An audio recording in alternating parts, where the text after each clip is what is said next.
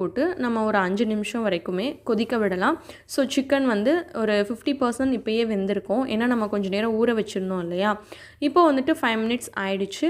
இந்த ஸ்டேஜில் நான் இது கூட ஒரு 3 டேபிள் ஸ்பூன் அளவு தேங்காயை நல்லா மெல்லிசாக கட் பண்ணி இது கூட சேர்த்துக்கிறேன்.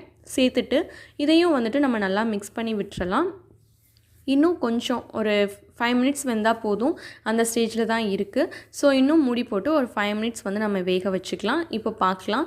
பாருங்கள், ஓரளவு தண்ணி எல்லாமே சுண்டி சிக்கன் வந்து ரொம்பவே சூப்பராக ரெடி ஆகிடுச்சு.